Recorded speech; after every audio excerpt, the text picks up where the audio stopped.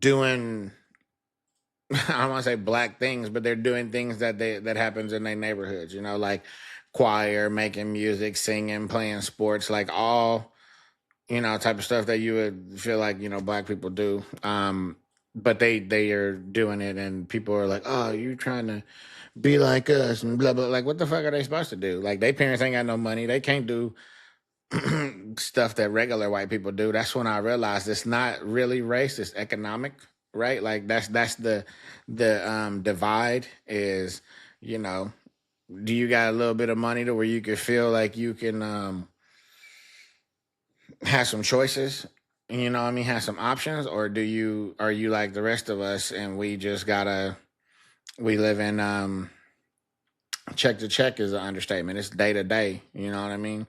Um and I think that and I met, like I said, both sides. I met the white people side where these people had stuff figured out, but then I met this white people side to where they are, you know, economically in the same situation. Me growing up poor, I don't know for sure, but I feel like based on the stories, um, we might have grew up with more money than Stormy as a white family. You know what I mean?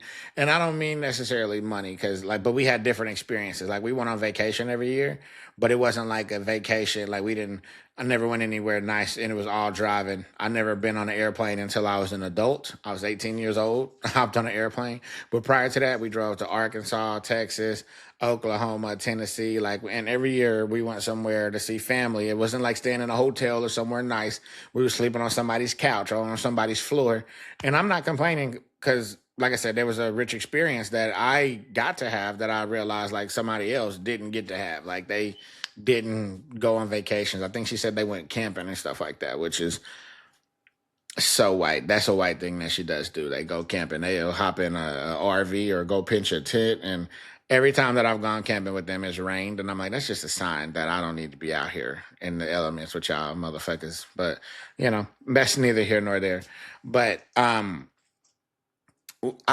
say all of this to say that economically, not black or white, which I thought for a long time, and I know a lot of people think for a long time, uh, is where there's a divide, right? Like, the racist white people do this and black people do this. That's true in generalities, like, but like economically, I was not prepared for life the way that some of the other people were prepared who lived middle to upper class, who could pay for their kids to go to.